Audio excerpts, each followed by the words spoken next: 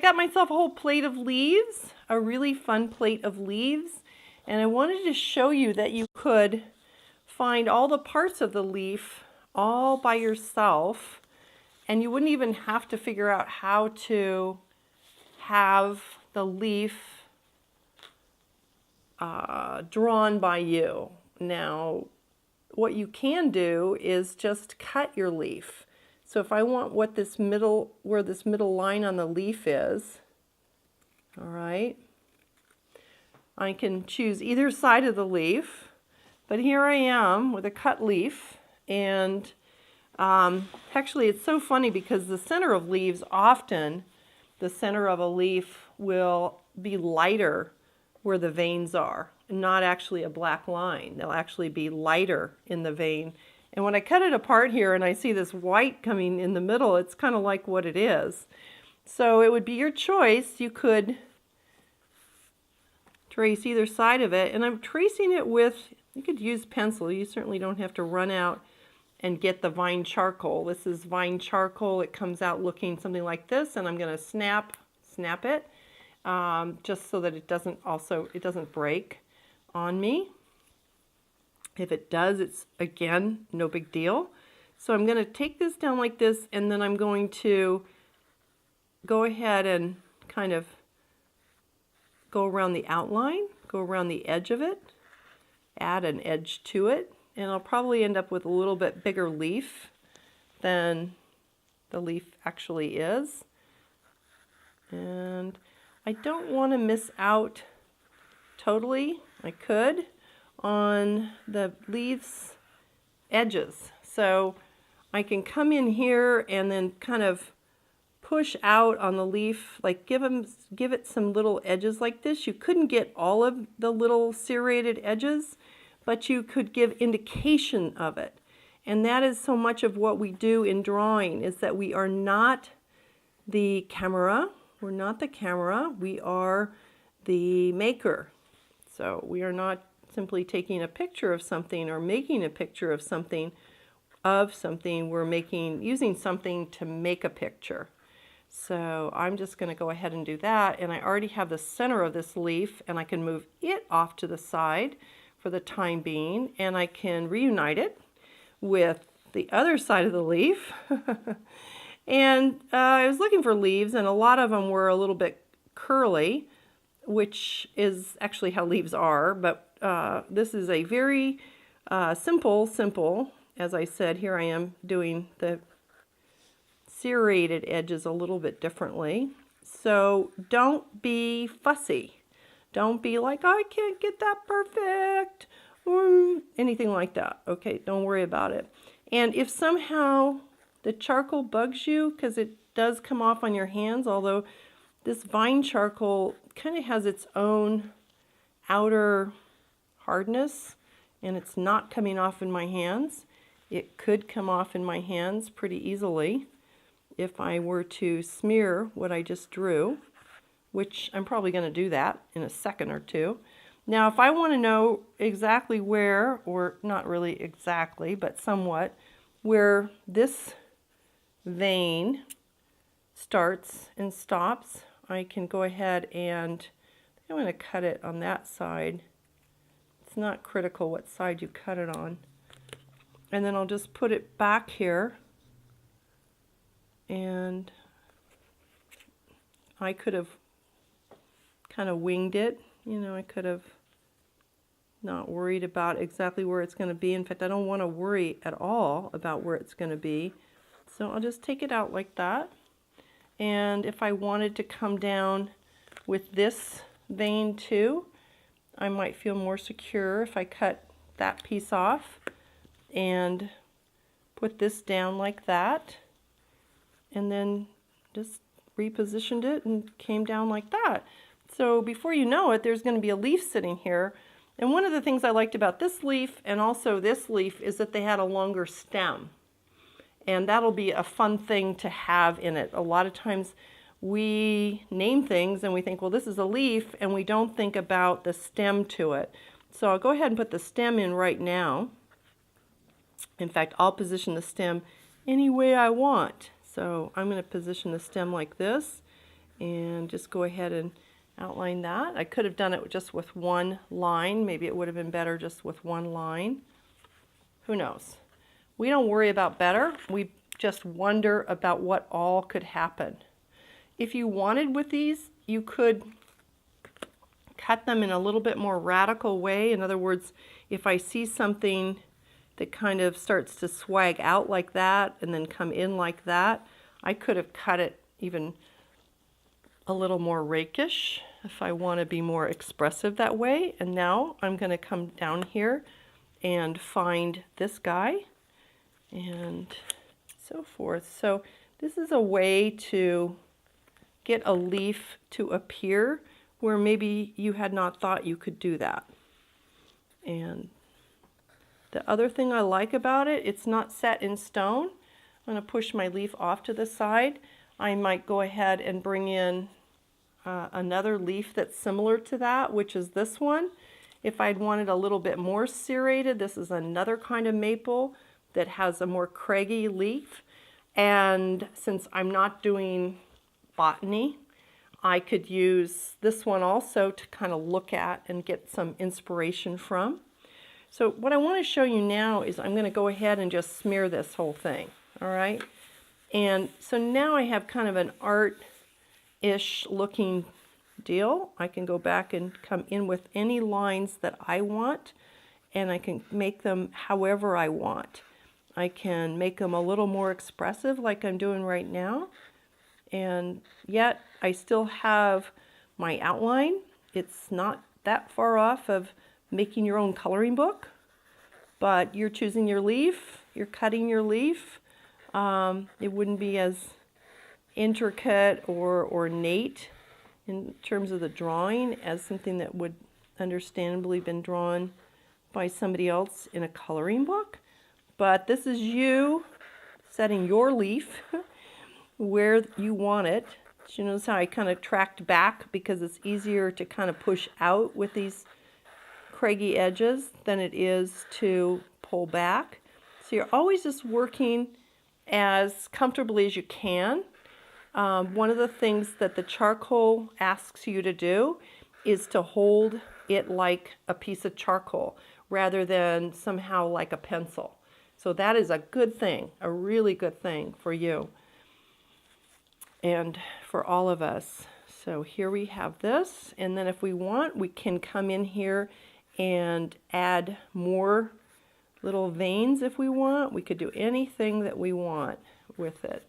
One of the nice things about charcoal is it makes nice line quality, meaning that the lines can be thicker when I'm pressing harder, and then they can become thinner.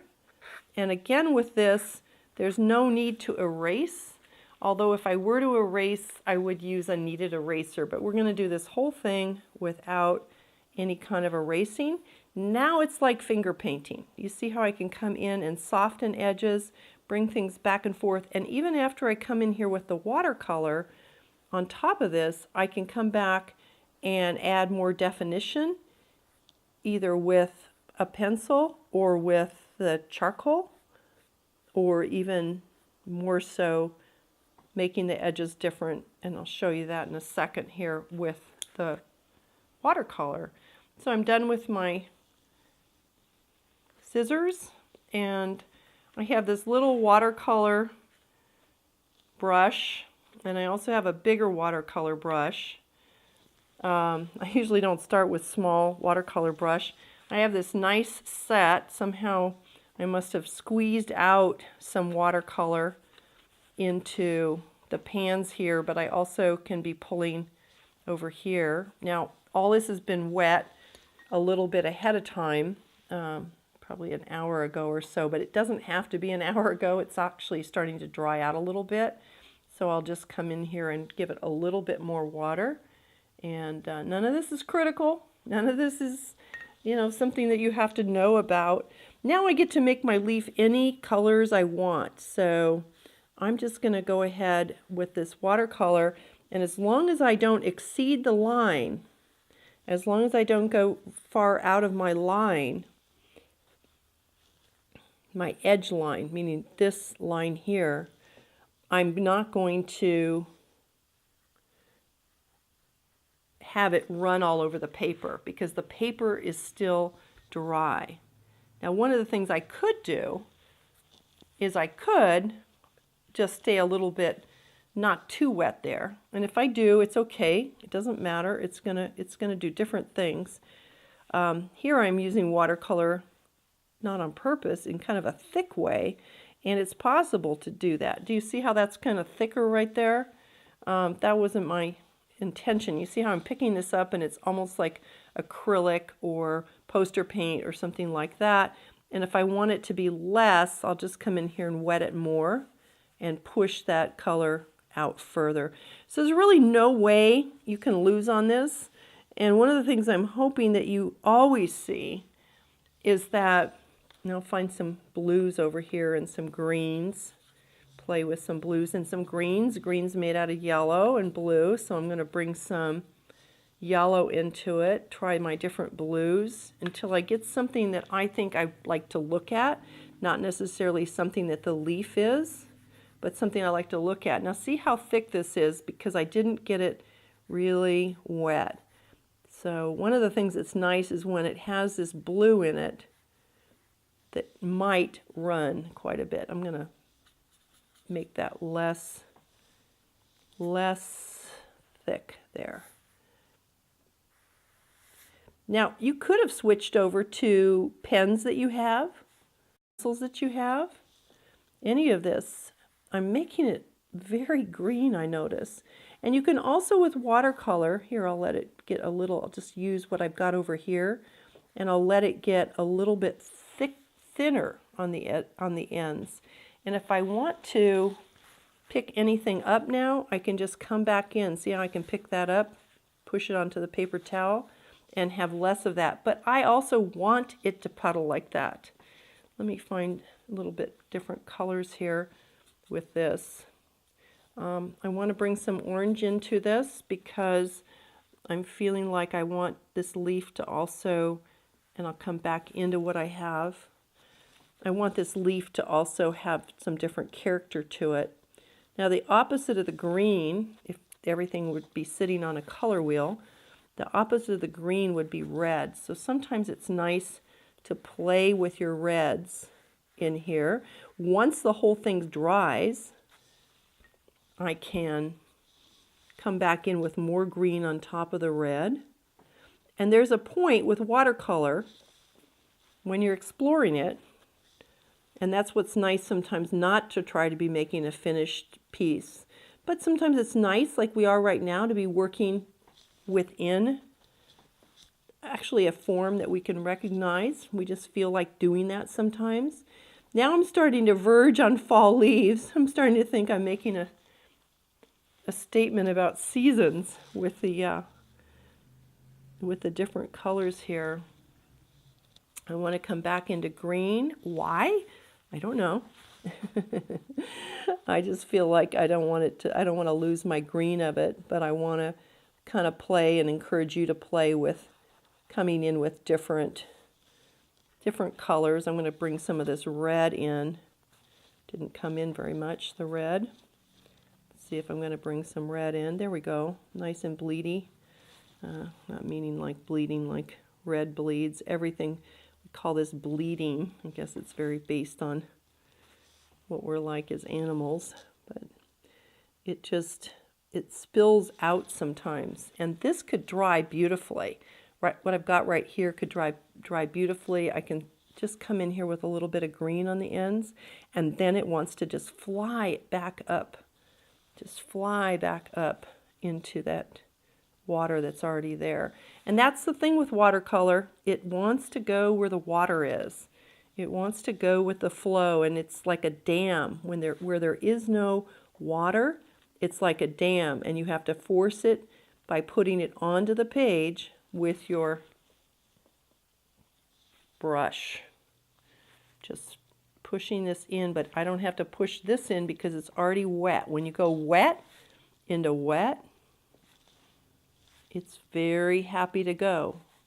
If you wanted it to go further out, which I don't, then you'd have to push it out. So let water be your friend.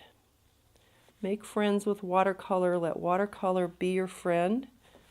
I want to get this to relate down here. Whoa. To the other colors that I have. This blue starting to intrigue me for different places that I can put it. I'm getting it a little heavy for watercolor, whose kind of middle name is transparency. But I'm happy with this, and just on the note of making it relate just a tiny bit more, I've got some orange and some red, and I think I'm going to put that out here at the very end and probably bring it in here. I want to coax it a little bit more, smooth that out a little bit, just a little more water. This guy's just waiting, Don't want to get it in the whole thing, but just waiting for a little bit of, not red, but just a little bit of it. I can also go and work my edges. If you're uncomfortable with these edges now being quite so charcoaly, you can just bring in, these little brushes are amazing for this. You can just bring in a little bit of color right along that edge now that you've got the rest of it built. I can play around with the edge. And this is what's great. You get to this point and you've got a lot done, and now you can, I picked up a little hair, now you can just come in. Don't be afraid of ruining it. Once you get to here, you can get to here again. And again, we made our own image out of a natural image that we were able to trace around.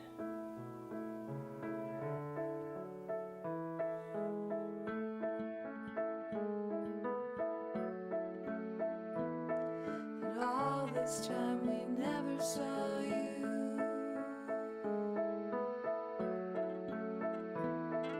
All this time